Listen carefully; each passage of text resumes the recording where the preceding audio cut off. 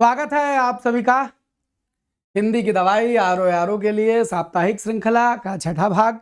आप सब जान रहे हैं कि इधर नियमित सचिवालय श्रृंखला चल रही थी। सचिवालय श्रृंखला में एक फेरबदल हुआ पिछले हफ्ते से, और वो फेरबदल हुआ कि एक सप्ताह हम आपको टॉपिक वाइज प्रश्नोत्तर करवाते हैं और अगले सप्ताह मिक्स सीरीज का प्रश्नोत्तर चलता है।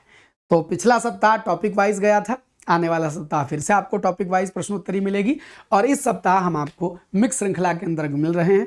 और इस साप्ताहिक श्रृंखला में आज ये छठी सीरीज है, सैटरडे है, रात के 9:15 बजे हैं, हम हाजिर हैं आपके लिए। तो आइए शुरू करते हैं। पहला सवाल, पर्यायवाची की दृष्टि से आप जानते हैं 7 टॉपिक आरो में आते हैं। अब हम 7 का निचोड़ आपके लिए धर लेते हैं। बस यही थोड़ा थोड़ा थोड़ा थोड़ा करते जाइए, डंबल उठाते जाइए, ये मजबूत हो जाएंगे डोले शोले।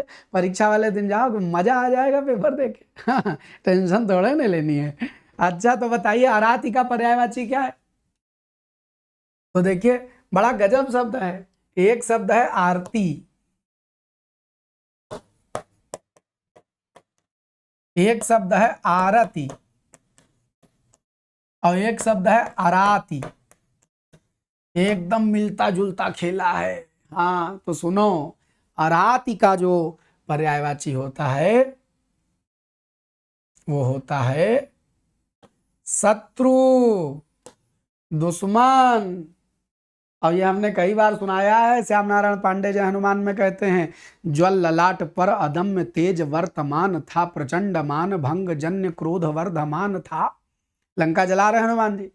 सुनिए कि अराति पर असह्य अग्नि दृष्टि डालते हुए, अराति माने दुश्मनों पर असह्य अग्नि दृष्टि डालते हुए, ज्वलंत पुच्छ व्योम बाहु में उछालते हुए, उठेग दिग दिगंत में अवर्ण ज्योति छा गई, कपीश के शरीर में प्रभा स्वयं समा गई। तो समझिए कि अराति शत्रु है। तो आरती क्या है? देवता को दिखाया जाने वाला दीपक। भाव समझ जाइए, ये आरती। आरती क्या है? आरती दुखी है। जो जो शरण तुम्हारी आवे, आरती अर्थी चिंतित भोगी। आरती, आरती माने दुखी, अर्थी चाहने वाला, चिंतित चिंता करने वाला, भोगी भोगों में डूबा हुआ। जो जो शरण तुम्हारी आवे, सो सो मन वांछित फल पावे। तो आरती माने दुखी होता है, और अराति माने क्या होता है? शत्रु होता है। समान भाषी भिन्नार्थक शब्द की तरह ये तीनों शब्द आपके जहन में कहीं बने रहने चाहिए। अराति, आरती और आरती। ठीक, आइए इतनी व्याख्या के बाद दूसरे सवाल पर बढ़ते हैं। त्राता शब्द का अर्थ क्या होगा?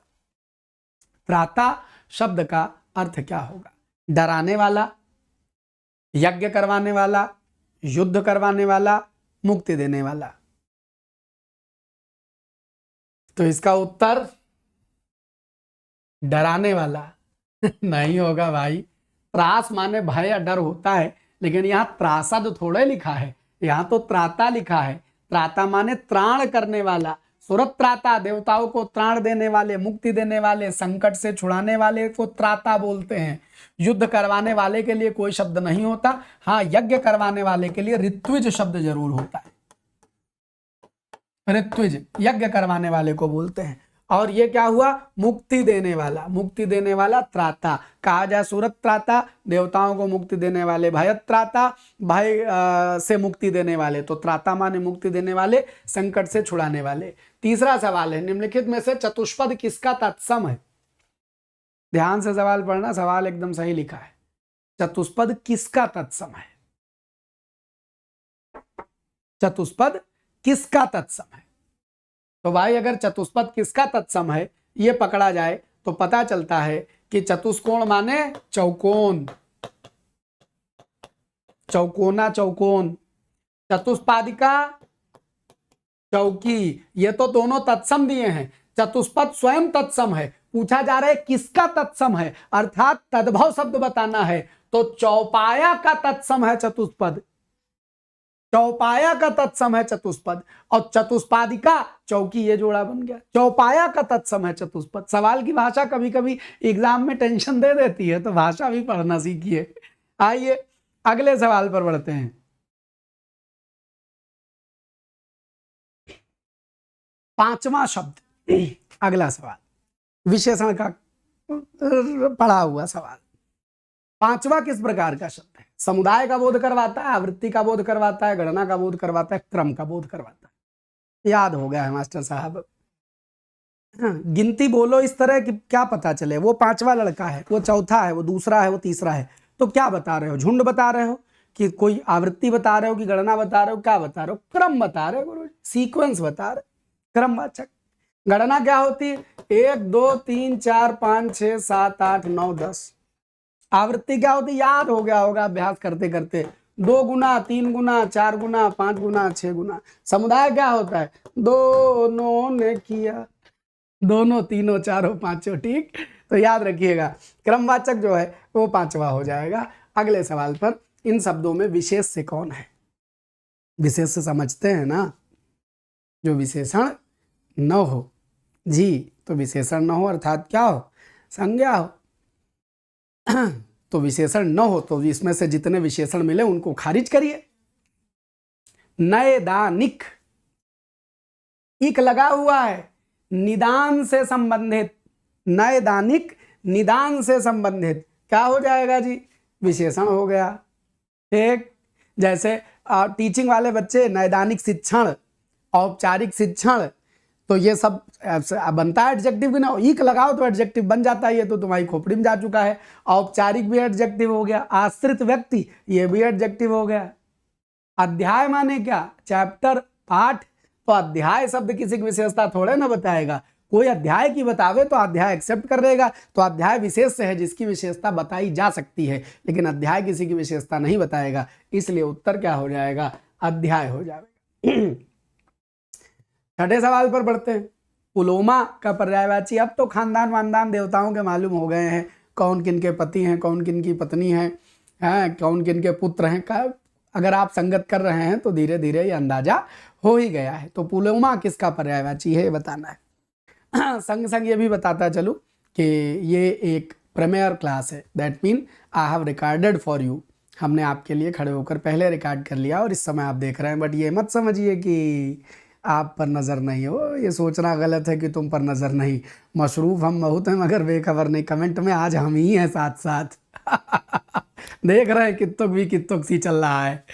पुलोमा किसका पर्यायवाची है? पुलोमा शची का पर्यायवाची है। अच्छा, इस बात का फर्क खाली लाइव लेने वालों को पड़ता है, बाकी जो रिकॉर्डेड देखते हैं तो उनको तो और मजा आता है कि अच्छा गुरु जी आज रिकॉर्ड कर दिए। सची, सची कौन है? इंद्र की पत्नी है, पत्नी है। अरे एक मिनट। पुलोमा नहीं, पुलोमा नहीं, मैं पुलोमजा, वो ध्यान नहीं दिया गया। मतलब मिलता जुलता शब्द उन्हीं से है। The word should be Pulomaja.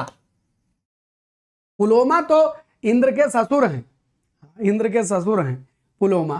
Pulomaja Puloma की पुत्री अर्थात सची इंद्र की पत्नी। ध्यान नहीं दिया गया, वो खाली पुलोम देख के आगे बढ़ गए। इंद्र की पत्नी है, तो पुलोमा की पुत्री सची और वो इंद्र की पत्नी है, तो याद रखिएगा पुलोमजा। और एक सुंदर सा नाम पौलोमी। तो इंद्र की पत्नी सची है, पौलोमी है, पुलोमजा है। ये शब्द यहां हम लिख देते हैं साफ साफ, थोड़ा बड़ा सा। ये क्या होना चाहिए था? ये होना चाहिए था पुलोमा की पुत्री अर्थात पुलोमजा, पुलोमजा। उमा माता पार्वती है, कंज कमल है, और इंद्र इंद्र देवता है। कोई संदर्भ है नहीं बनता है इसमें। अगले सवाल पर बढ़ते हैं। सवाल संख्या 7। दिए गए विकल्पों में से कौन सा निशीथ का अर्थ है? बहुत सरल। क्या है निशीथ? सब याद है ये तो एकदम। हाँ, निशा में स्थिर रहने वाला। वाह वाह वाह। नहीं, निशीथ आधी रात है, आधी रात है जी। आधी रात को निशीथ कहा जाता है। चांदनी रात को शर्वरी कहा जाता है। चंद्रमा तो चंद्रमा है। और मास्टर साहब एक तारों भरी रात भी आप बताया करते हैं। हाँ, तारों भरी रात क्या है? विभावरी है, विभावरी। चंद्रमा बहुत कुछ है, मृगांक है, मयंक है, कलाधर है, कलापति है, विधु है, ढेर सारे नाम हैं। अब ये इतनी बार चर्चा कर ले, हाँ आरओ ने आपकी पूछा था 11 फरवरी को सरवरी, अब इतनी बार चर्चा कर ले कंफ्यूज ना हो एग्जाम हॉल में, बस ये समझ लीजिए। अगला सवाल देखिए, कौन सा शब्द मदिरा का पर्यायवाची नहीं है? मदिरा,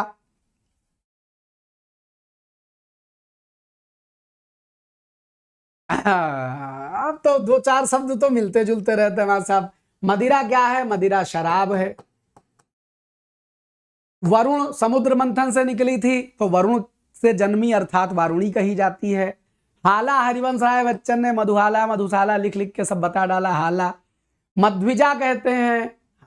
माहुर माने का होता है जहर, माहुर माने का होता है संख्या, तो माहुर जहर है, जहर माहुर, ये सुना होगा। अगर अवध क्षेत्र से होंगे तो ये जहर माहुर खूब सुनने का आता है इमोशनल ब्लैकमेलिंग में, तो समझिए मध्विजा, हाला, वारुणी, मदिरा ये सब शराब है। माहुर इसका उत्तर हो जाएगा, पर्यायवाची नहीं है। 9 नंबर सवाल, इनमें से कौन सा वर्तनी की दृष्टि से अशुद्ध है? बहुत गजब सवाल है, ये माइनर खेल है। वर्तनी की दृष्टि से अशुद्ध है प्रसाद, प्रासाद, शून्येतर, मानवेतर। बढ़िया बढ़िया बढ़िया, आ गई है बात, बुद्धि में तो जा ही चुकी है। सुनो, प्रसाद भगवान जी को जो चढ़ाया जाता है उसके बाद जो आप लोग खाने को पाते हैं वो प्रसाद है, ईश्वर पर चढ़ाया हुआ अर्पित भोग प्रसाद कहलाता है।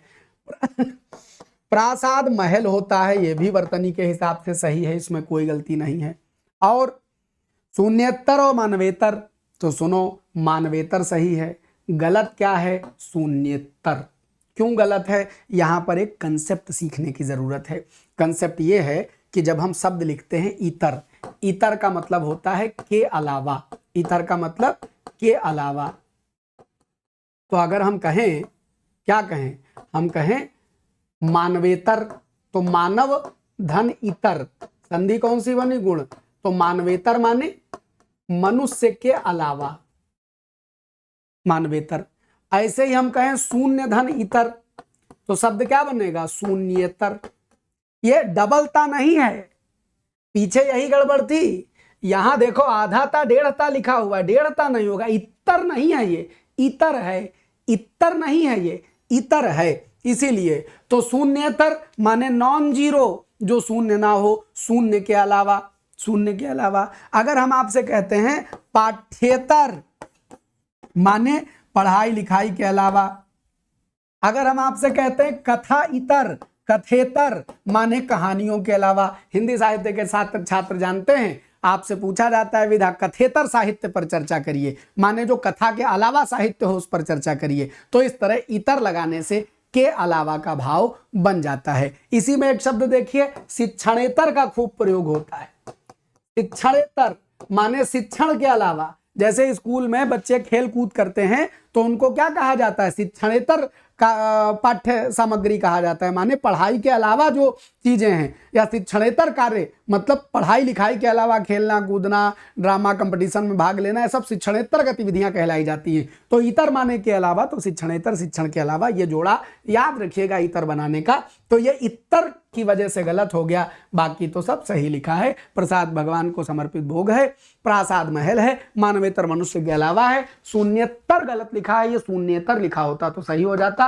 या अगला सवाल, इनमें से तद्भव शब्द का चयन करिए। ये तो सरलम सरलम सरलम। तद्भव क्या होता है? जो संस्कृत का न हो, जो संस्कृत का शब्द हिंदी में घिस पीट के बदल जाए उसको बोलते हैं तद्भव। तो शिला संस्कृत में है, वायु संस्कृत में है, जल संस्कृत में है, यह सब तत्सम है। शक्कर संस्कृत में शक्कर के रूप में नहीं है, शर्करा के रूप में है। तो जब आपसे कोई कहे शर्करा, तो शर्करा संस्कृत में है और हिंदी में उसको शक्कर कहा जाता है। सूर्य संस्कृत में है, हिंदी में सूरज कहा जाता है। तो जो संस्कृत में है वो तत्सम है, और संस्कृत से जो बदल करके हिंदी में आ गया उसी को तद्भव कह देते हैं। बात समझ गए? समझ गए। अगले प्रश्न पर बढ़ते हैं। सवाल संख्या 11। सवाल बहुत बेहतरीन है, अशुद्ध का चयन करना है। तुम थोड़ी देर बाद उत्तर क्यों देती हो? आपके वैवाहिक कार्यक्रम में ना पहुंच पाने का हमें खेद है। इतने दिनों आप क्या कर रहे हैं? इन दिनों आप क्या कर रहे हैं? सारे देश के अंदर अराजकता व्याप्त है। तो सारे देश के अंदर का कोई देश के अंदर किमड़िया है कि उसके अंदर बैठा के अराजकता व्याप्त हो गई है। देश में होनी चाहिए, देश के अंदर नहीं। यही वाक्य गलत है। अशुद्ध है तो चुनना है, बाकी में कोई गलती नहीं है। तुम थोड़ी देर बाद उत्तर क्यों देती हो? आपके वैवाहिक कार्यक्रम में ना पहुंच पाने का हमें खेद है। खेद छोटी मोटी गड़बड़ के लिए। इन दिनों आप क्या कर रहे हैं? किसी प्रकार की अशुद्धि नहीं है। अशुद्धि है सारे देश के अंदर। अंदर को क्या करना था? सारे देश में कर देना था। ठीक। 12 नंबर सवाल, निम्नलिखित में से कौन सा वाक्य शुद्ध है? शुद्ध वाक्य का चयन कीजिए।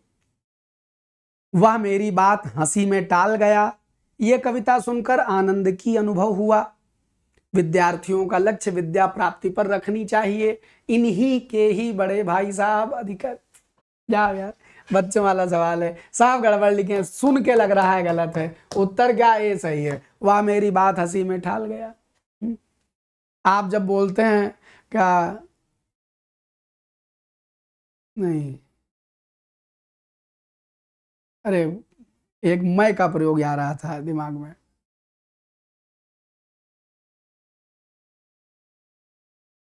हाँ, एक कभी बच्चे बोलते हैं मैंने खा चुका हूं। हाँ, मैंने जा चुका। मैं तो ये वाला जो सेंटेंस है ये गलत होता है। कैसे बोलना है? मैंने खा लिया है, मैंने खा चुका हूं नहीं। हाँ, ने का प्रयोग सब जगह नहीं करते, जहां वाजिब है वहां करते हैं। ठीक है, तो देखिए, वह मेरी बात हंसी में टाल गया, इसमें कोई दिक्कत नहीं, एकदम शुद्ध लिखा हुआ। उत्तिष्ठ का तद्भव रूप क्या होगा? उत्तिष्ठ जागृत प्राप्य वरान निबोधत। उठो, जागो और लक्ष्य तक पहुंचे बिना मत रुको। उत्तिष्ठ, उत्तिष्ठ माने उठना। बाकी उत्पन्न उद्घाटन उतार का कोई संदर्भ बनता है नहीं है। उत्तिष्ठ का तद्भव रूप आप देखो, तत्सम तद्भव में थोड़ा बहुत तो मिलान तो होता ही ना। उत्तिष्ठ उठना मैच कर रहा है, थोड़ा थोड़ा प्रोनाउंसिएशन तो बात बन जाएगी। उन्मन का तद्भव रूप क्या होगा? उन्मन, उन्मन शब्द कैसे बना? एकदम ठेठ संस्कृत शब्द है, उत मन। ये ता मां को देख करके क्या हो गया? आधा ना बन गया, उन्मन। तो जब मन अपनी स्थान से उठ जावे, माने ठिकाने ना रहे, लगे ना किसी जगह पर, तो उसको कहते थे उन्मन। वो उन्मन ही हिंदी में आके क्या हो गया है? अनमना। आज मन कुछ अनमना गाता नहीं, खुद बहल औरों को बहलाता नहीं। जाने किसका गीत पढ़ा था कि आज मन कुछ अनमना गाता नहीं, खुद बहल औरों को बहलाता नहीं। तो आगे पूरा है, याद नहीं आ रहा है, तो अनमना हो जाएगा। सवाल संख्या 15। आज मन कर रहा है कि एक नज्म ढूंढे ढांडे मिलेगी तो कोई सुनाते। नीचे दिए गए तत्सम तद्भव शब्दों के युग में से गलत युग्म कौन सा है? वचन बैन, कपाट कपड़ा, अस्थि हड्डी, कपर्दिका कौड़ी। तो समझिए, कपर्दिका कौड़ी सही है, वचन बैन सही है। आपका कि मीठे बैन सुनाए के जग अपनों कर ले, तो बैन वचन का तद्भव है। कपाट गुरुजी कपड़ा नहीं होता, कपाट तो किवाड़ होता है। तो जोड़ा तो यही 100% गलत है। लेकिन क्या अस्थि का तद्भव हड्डी होता है? तो हाँ, एक रोज किसी ने पूछा था, मुझे याद आ रहा है, तो वो पहली नजर में उच्चारण की समानता नहीं दिखती है। तो किसी ने पूछा था कि सर अस्थि का हड्डी है कि नहीं है, तो उस समय हम दुविधा में थे कि अस्थि का हड्डी होगा कि नहीं। अस्थि का हड्डी है कैसे? तद्भव हड्डी है। कैसे है? असल में प्राकृत का प्रोसेस देखना पड़ता है। अस्थि जो है वो अट्ठी, अट्ठी हड्डी, हड्डी हड्डी, इस तरह से परिवर्तन हुआ है। तो अगर कभी किसी शब्द का एकदम, जैसे राख शब्द है, अब राख का तत्सम जानते हो क्या है? राख का तत्सम छार है। छार बना खार, और खार उलट गया। जैसे लखनऊ को लोग नखलऊ बोल देते हैं, अमरूद को लोग अरमूद बोल देते हैं, ऐसा बोलते हैं, वही उल्टा हो गया शब्द। तो खार राख कही जाने लगी, तो राख का तत्सम भी रख वो छार लिखना, और खार का भी तत्सम विचार लिखना मिले तो ठीक उसी प्रकार से शब्द की वो परंपरा देखनी होती है। तो अस्थि शब्द तत्समय, इसका तद्भव हड्डी है। अस्थि, हड्डी, हड्डी से हड्डी, हड्डी से हड्डी इस रूप में परिवर्तित हो रहा है, तो अस्थि से हड्डी याद रखिएगा, सही है। ये जोड़ा गलत दिया था, कपाट का कपड़ा नहीं होता है, किवाड़ होता है। और गुरुजी कपड़ा का भी तत्सम होता है, हाँ, करपट का कपड़ा होता है। अगला सवाल, नीचे दिए गए तत्सम तद्भव। अच्छा एक बात, अभी हमने अस्थि हड्डी की बात की, उस समय हमने 100% कोई निर्णय दिया हो या ना दिया हो, या हो सकता है आपने जल्दी पूछा हो, बात हमारे जहन में रह गई, हमने जाना, हमने आपको बताया। अमरनाथ के लिए अमरनाथ जरूरी नहीं है, अमरनाथ के लिए हिंदी जरूरी है। अगर गलती हो सकता है जिसने पूछा उसको याद हो ना रह गया हो, लेकिन अगर आपने हमसे कोई बात कही और मुझे लगता है कि ये बात गलती से भी गलत चली गई है, तो उसको तुरंत, आप अस्थि का हड्डी लगाते, आप कुछ और ना लगाते, लेकिन अगर हमसे गलती से भी गलत निकल गया है तो जिस दिन वो जहन में आएगा उस दिन उसका शुद्धिकरण हम आपके सम्मुख करेंगे। इसीलिए पढ़ने पढ़ाने में ये विश्वास रखिए कि जब कहते हैं कि ये है तो ये है, बहुत सोच विचार के कहते हैं। मानवीय भूल है, कभी जहन में कोई बात ना आवे, अटक के आवे, चली जावे, कभी निकल जावे मुंह से, तो अगर याद आ जाएगा तो शुद्ध जरूर कर लेंगे, हाँ ये जरूर कर लेंगे। हमारे लिए हिंदी बड़ी है, अमरनाथ का ईगो नहीं है, ये नहीं है, हाँ ये नहीं है। सुनो, तत्सम तद्भव शब्द युग में से गलत जोड़ा कौन सा है? तो छुर गुरुजी खुर हो जाता है, क्षीर खा छा खाम बदल जाता है खीर, सपत्नी पत्नी के साथ एक पत्नी तो सपत्नी माने सौत, पर्यंक पटरी नहीं होता है, ये जोड़ा गलत है। पर्यंक क्या होता है? पर्यंक पलंग होता है, पर्यंक पलंग, वह गलत लिखा था, यही बताना था। सवाल संख्या 17, निम्नलिखित में से शुद्ध शब्द का चयन कीजिए। शुद्ध शब्द का चयन कीजिए, वर्तनी के हिसाब से शुद्ध का चयन करना है।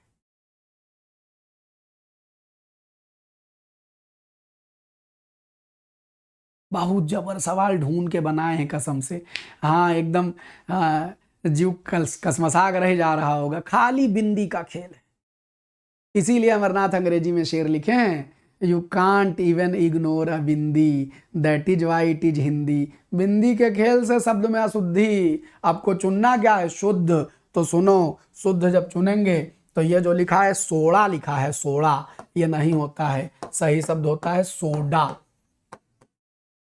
और ये जो लिखा है, ये लिखा है मेढक, ये मेढक लिखा है, अढ़ा है भाई। मेढक होता क्या है? मेंढक, याद रखना, यहां की बिंदी लगती है, मेंढक होता है। और कन्नड़ लिखा है, ये क्या लिखा है? ये लिखा है कन्नड़, और जबकि होती है भाषा कन्नड़, तोड़ा होना चाहिए। झाड़ू में कोई गलती नहीं है। तुमको लग रहा होगा गुरुजी बिंदी के नीचे बड़ा मात्रा, तो और कहां लगा मैं? जब वो अड़ा लिखना है तो बिंदियों वो एक नीचे लगती है, मात्रा वही लगेगी, तो झाड़ू में बिंदी लगानी पड़ेगी। अगर बिंदी ना लगाओगे तो जानते हो क्या लिखा? ये झाड़ू लिखा है, डू, और जबकि होना क्या चाहिए? रू, तो शब्द क्या है? झाड़ू, झाड़ू, हाँ, कुचरा, झाड़ू, ठीक। चलो, बिंदी खेल बिगाड़ सकती है। इनमें से कौन सा शब्द वर्तनी की दृष्टि से शुद्ध है? लाइक न किए हो तो कई लो, हाँ, पढ़त पढ़त भूल जाओगी मास्टर साहब, लाइक को करा जाते हैं। चलो बताओ, वर्तनी की दृष्टि से शुद्ध कौन है? चंचल, फिटकिरी, बाह, निस्वार्थ। हाय करम, कहां से बना लाते हैं सवाल मास्टर साहब, है? हाँ, गुड गुड गुड गुड। देखो, गलत है। संधि संहितायक पदे नित्यम, अर्थात यदि संधि हो सकती है तो संधि करें, नहीं हो सकती है तो आप जबरदस्ती वा गायब, ये विसर्ग गायब थोड़े ना कर देंगे। नियम है कि यदि विसर्ग के बाद सा आवे तो विसर्ग में कोई परिवर्तन नहीं होता है, तो निस्वार्थ लिखा जाएगा, निस्वार्थ नहीं लिख सकते हो।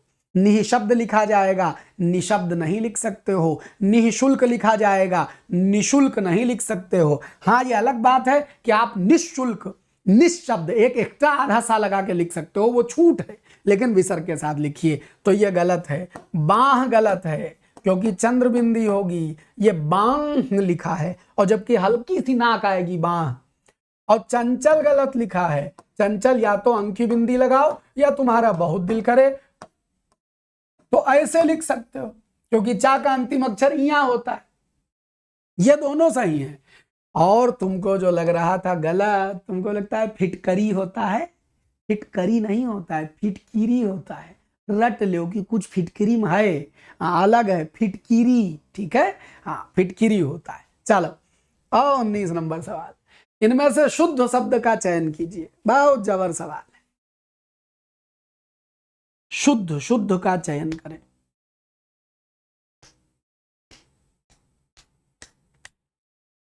खेला गुरुजी खेला। सुनो,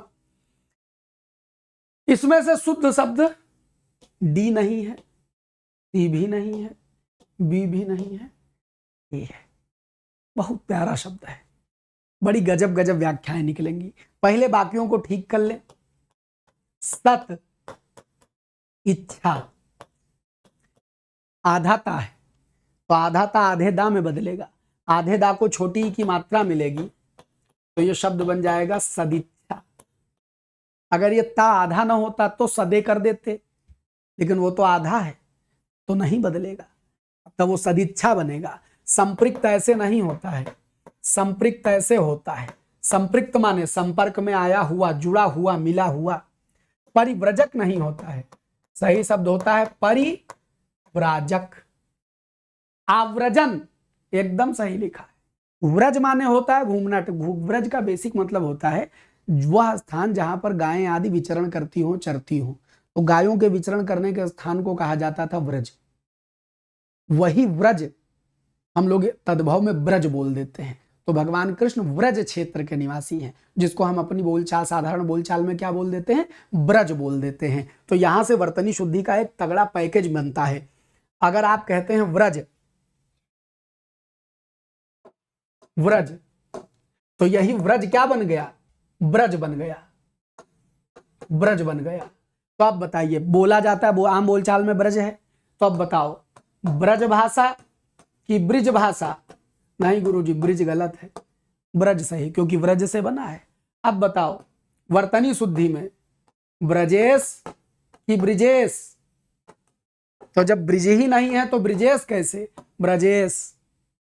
बात समझ गए? अब आप कहेंगे नहीं नहीं हमरे तो चाचा का नाम गुरुजी ब्रिजेश है, तो भैया ठीक है, लिख गया मार्कशीट में तो आप जबरदस्ती थोड़े ना बदल दीजिएगा। लेकिन ब्रज के राजा भगवान कृष्ण है, ब्रिज के राजा थोड़े ना है, तो ब्रज होता है, ब्रज, ब्रजेश, व्रज इसी से बना है। अब व्रज बड़ा गजब शब्द है। व्रज क्या हो गया, घूमने टहलने वाला, घुमंतु।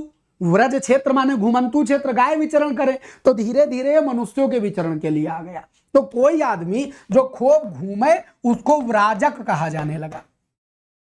और व्राजक में परि लगा दो, माने खूब तफसील से, परि माने पूरी तरीके से व्रजन करे, विचरण करे, निरंतर विचरण करे। तो वे सन्यासी जो निरंतर घूमते घुमंतु बने रहते हैं उनको परिव्राजक कहा जाता है, परिव्राजक, घुमंतु सन्यासी। और इसी से पासपोर्ट ऑफिस पे आव्रजन लिखा रहता है, आ माने आ, व्रजन घूमने, तो आव्रजन कार्यालय यही हुआ कि जहां घूमने के लिए वो का परमिट जारी किया जाता है, वो पासपोर्ट और वीजा जो कुछ कहते हो वही। तो आव्रजन शब्द यहां से बन गया। तो आव्रजन एकदम सही है, परिव्राजक एकदम सही है, ब्रजेश ब्रज एकदम सही है, व्रज एकदम सही है। ठीक, बात याद रहेगी। तो इसमें अकेले शब्द सही कौन सा, आव्रजन। बाकी की शुद्धि हम आपको बता चुके हैं। अगला सवाल देखें, इनमें से शुद्ध शब्द का चयन करें। बहुत बेहतरीन सवाल है, शुद्ध शब्द का चयन करें। संघातिक, मृत्युंजय, ढेर, संश्लेषण। गुरुजी दूर से दिख रहा है एक शब्द तो खटक रहा है, कौन सा खटक रहा है, संश्लेषण खटक रहा है। ये तो बिल्कुल नहीं होगा, क्योंकि ये सही शब्द क्या होता है, संश्लेषण। ये आखिरी में अड़ा होता है ये वाला, ये तो बिल्कुल नहीं होता है। अब बचे 3, क्या माना जाए, मृत्युंजय गलत लिखा है। क्यों गलत लिखा है गुरुजी, ये जा है, और जा के पहले आधा ना नहीं, जा के पहले या तो इया लगाओ या अंक की बिंदी लगाओ। ये शब्द क्या था, ये शब्द था मृत्युम और उसमें जोड़ा जय। ये संधि का नियम है, व्यंजन संधि में 5वां नियम है, जाके पढ़ लेना, पता चल जाएगा कि हर अंक की बिंदी आधाना नहीं होती है, कोई इया है, कोई अंगा है, कोई ड़ा है, कोई ना है, कोई माँ है। 5वां नियम कहाँ पढ़ना? इसी चैनल पर पढ़ना, इसी चैनल पर प्लेलिस्ट संधि की है, व्यंजन संधि खोलिए, उसमें 5वां नियम जाके पढ़िए, ये पूरा समझ में आ जाएगा। शब्द क्या बन जाएगा? या तो आपको मृत्युंजय लिखने का अधिकार है और या आप मृत्युंजय लिख सकते हैं, और कुछ लिखने का अधिकार नहीं है, आधाना तो बिल्कुल नहीं। और आप जानते हैं कि जब इक लगाया जाता है, संघात माने पूरी तरीके से मारना, और इक तो शब्द बन जाता है सांघातिक। ऐसा रोग जो प्राण लेकर के जाए तो उस रोग को सांघातिक कहा जाता है, शब्द बना देता है सांघातिक। इक जब भी किसी शब्द के अंत में जुड़ता है तो पहले अक्षर की मात्रा को बड़ा कर देता है, तो वो संघात में इक लगाओगे तो शब्द क्या बनेगा? सांघातिक। जैसे वार्षिक लिखना हो तो वर्ष में इक लगा के वार्षिक बना देते हैं, बड़ा बन जाता है।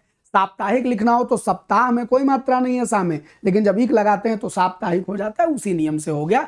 ढेर में, ये जो ढेर शब्द है, इस ढेर में कोई गलती नहीं है, ढेर शब्द में किसी प्रकार की कोई गलती नहीं है।